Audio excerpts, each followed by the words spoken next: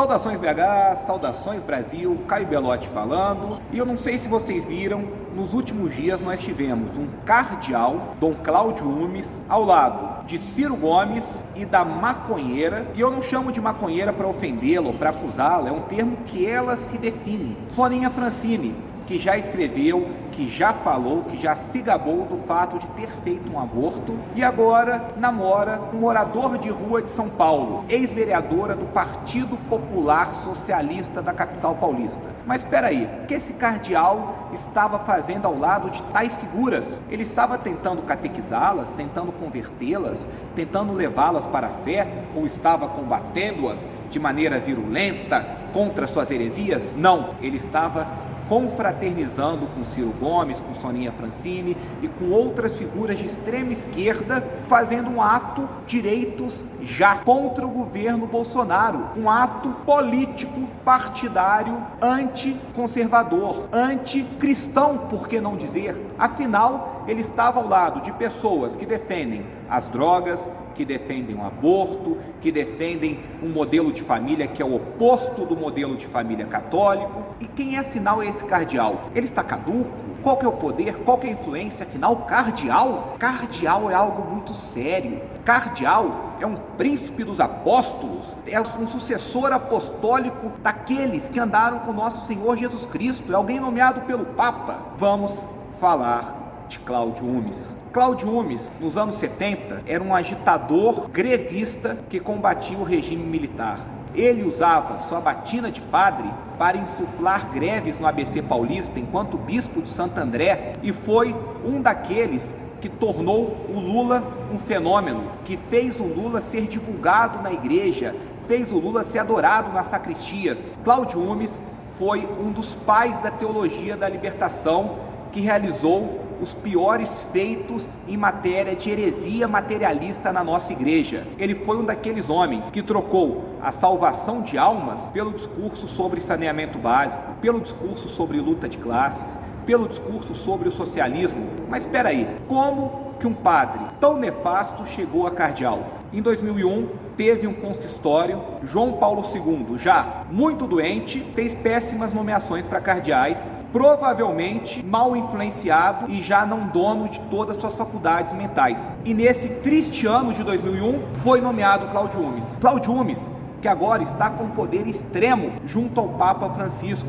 Cláudio Umes, que no dia que Papa Francisco foi anunciado, apareceu na sacada da Basílica de São Pedro, junto ao novo Papa, em um ato que quebrou o protocolo, quase como um validador deste novo pontificado. E agora, ele é o principal organizador do Sínodo da Amazônia, que nada mais é do que um ataque ao governo brasileiro, um ataque à nossa soberania, um ataque à nossa integridade territorial. A igreja está desrespeitando o ensinamento de Cristo, que disse: dai a César o que é de César, dai a Deus o que é de Deus. Ou seja, na política temporal do Estado, a igreja não deve se meter. A igreja deve se meter naquilo que é atinente à doutrina católica.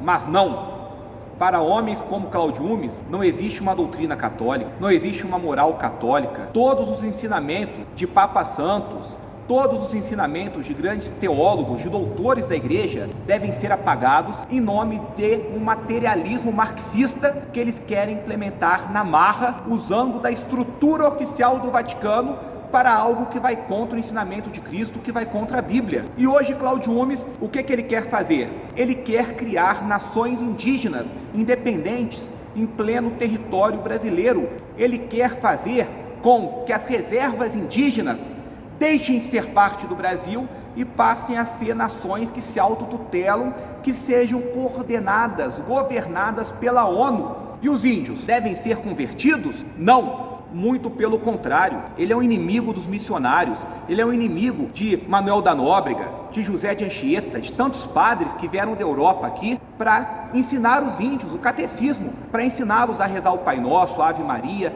Ele se gaba de que há 10 anos nenhum índio é convertido no Brasil e acha bonito o panteísmo, acha bonito que os índios sejam polígamos, que vivam nus, que vivam em verdadeiros zoológicos humanos sem se desenvolverem, e quer entregar a terra brasileira para esses índios serem usados como massa de manobra de grupos globalistas que vão explorar nosso mineral. É uma estratégia da Internacional Comunista para destruir a soberania do Brasil e, através dela, destruir a soberania de todo mundo, criar um governo mundial. É nefasto, é podre e é uma coisa extremamente anticatólica. Temos que ficar atentos ao Sínodo da Amazônia. Sendo você católico, ainda é mais grave, pois além da questão geopolítica, há a questão espiritual, há a questão doutrinária. Como eles querem, com esse sínodo, colocar padres casados na região amazônica? Como eles querem, através desse sínodo,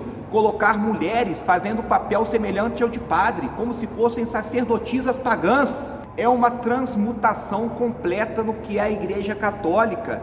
É uma mudança que destrói a nossa fé, que destrói a essência do que somos. Temos que nos revoltar contra isso, temos que nos rebelar contra isso, pois afinal, nosso Senhor já falou: as portas do inferno não prevalecerão sobre sua igreja. E o principal, o tempo da igreja é diferente do tempo humano. Lá atrás, no século IV, nós tivemos uma das maiores heresias da história, que foi o arianismo. Santo Atanásio, sozinho, lutou contra mais de 80% do clero que era herético e venceu. A igreja venceu, mas o tempo da igreja é diferente do tempo humano. Grandes hereges já existiram na história. Péssimos papas nefastos já existiram na história. Mas a igreja sobreviveu, como sobreviverá. Agora você, que é católico, deve se juntar a mim e a todos que estão nessa luta contra figuras nefastas como Cláudio Umes, que estão subvertendo a ordem da igreja. E você, que não é católico, mas é brasileiro, patriota, nacionalista, venha comigo e vamos defender a pátria desses invasores que querem dividir o nosso território, querem pisar na nossa soberania. Muito obrigado.